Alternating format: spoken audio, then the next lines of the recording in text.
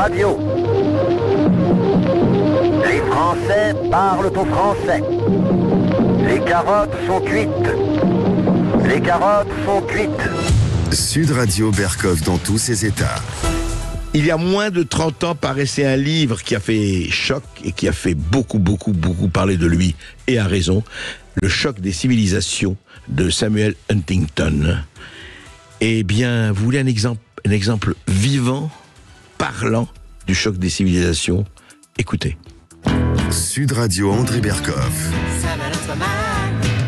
Berkov dans tous ses états, ça balance pas mal sur Sud Radio. Le choc des civilisations, il y a eu un autre choc assez, vous savez, on pourrait parler de feuilleton si la chose n'était pas aussi grave et quand même assez, et on pourrait dire très préoccupante. C'est ce qui est arrivé à Marc Doyer. Nous avions reçu il y a un mois Marc Doyer à propos d'une perquisition chez lui à 6h du matin, suivie d'une garde à vue, suivie d'un classement sans suite. Bonjour Marc Doyer. Bonjour. Marc, vous avez reçu donc il y a un mois, très exactement ici dans cette émission, et on rappelle très rapidement les faits. Vous aviez envoyé un SMS ou deux au président de la République, à Emmanuel Macron, et quelques jours plus tard, vous recevez une visite de la police, 15 personnes, 7 voitures, police armée, etc.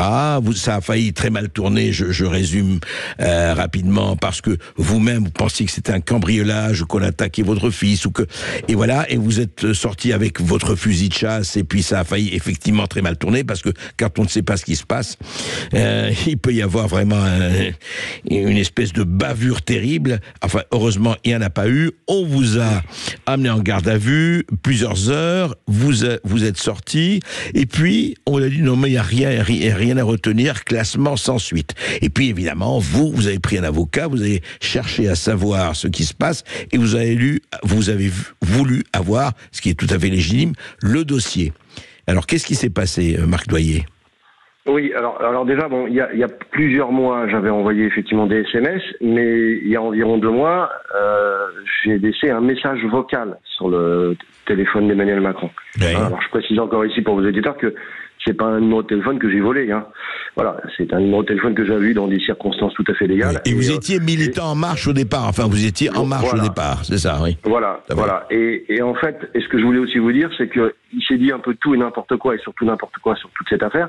C'est-à-dire que des journalistes un petit peu partout, je vais pas les citer parce qu'il y en a trop, on dit que j'avais fait des menaces de mort, qu'il y avait eu des insultes, alors qu'il n'y a rien de tout ça. Mmh. Et moi, très vite, d'ailleurs, pour réagir à ça, j'ai dit, écoutez, de toute façon, c'est très simple, c'est que quand je vais récupérer l'enregistrement et puis le dossier, effectivement, avec le rapport de la police, vous pourrez tous vous rendre compte que il n'y avait pas de menaces de mort, encore moins de menaces ou d'insultes, et que de toute façon, ça ne justifiait pas de m'envoyer effectivement la police à 6h du matin et de me mettre en garde à vue. On est tout simplement là sur un abus de pouvoir, sur une plainte qui est sans fondement et sur de la dénonciation même calomnieuse. C'est-à-dire qu'en aucun cas, j'aurais dû me retrouver dans cette situation.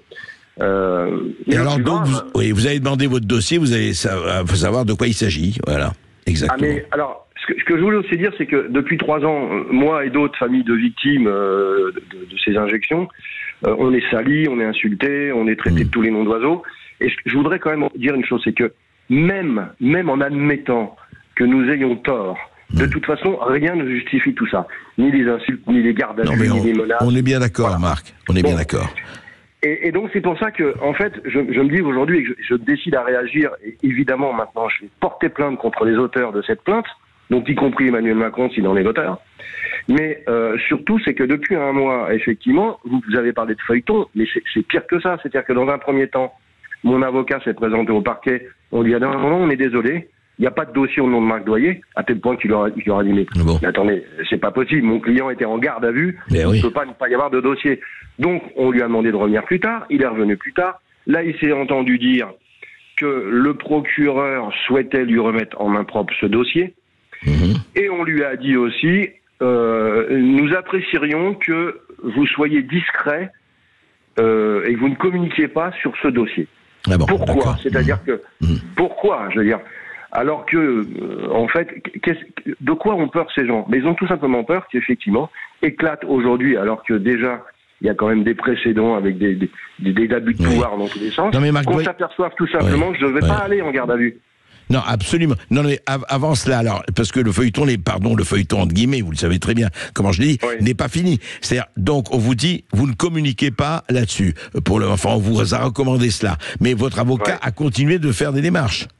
Ah, mais bien sûr, mon avocat a continué de faire des démarches. Je l'ai eu au téléphone jeudi dernier. Où là, il me disait que on allait enfin lui remettre des pièces. Et depuis, il n'y a toujours pas de pièces. Je n'ai rien récupéré.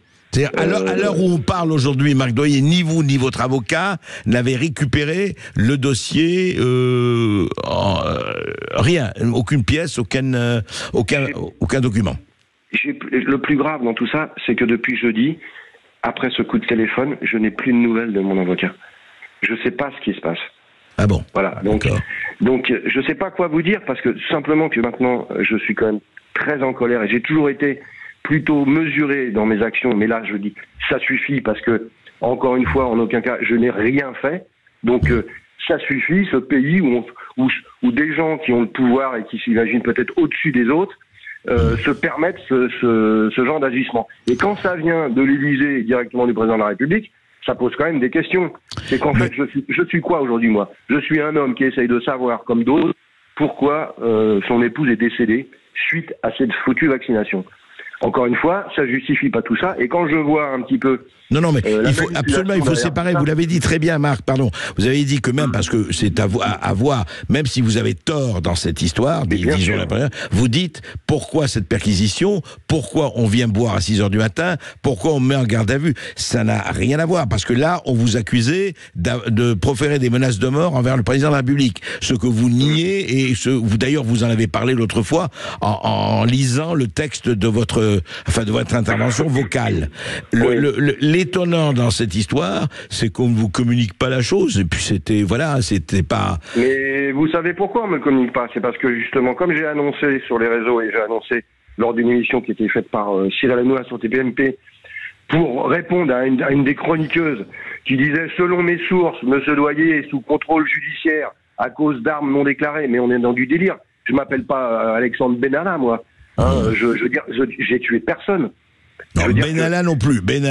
Non, mais je veux dire, je dis pas ça par rapport à Benalla, mais je veux dire qu'aujourd'hui, quand même, quand on voit ce qui se passe dans la rue, et dernièrement, le drame qui est arrivé avec des convoyeurs de fond, je veux dire, mais je suis un enfant de cœur, je veux dire, moi, j'ai fait de menaces à personne, donc pourquoi on me rend pas mon dossier? Mais tout simplement parce qu'on va s'apercevoir que, encore une fois, on m'a enfermé pendant une journée, à tort, et que cette plainte est complètement délirante, quoi. Et forcément, aujourd'hui, quand je dis, mais moi, je vais montrer au grand jour le dossier et la teneur du message, mais ils vont encore perdre la face. Et malheureusement, c'est pas de mon fait. Le président de la République française, Emmanuel Macron, va perdre la face.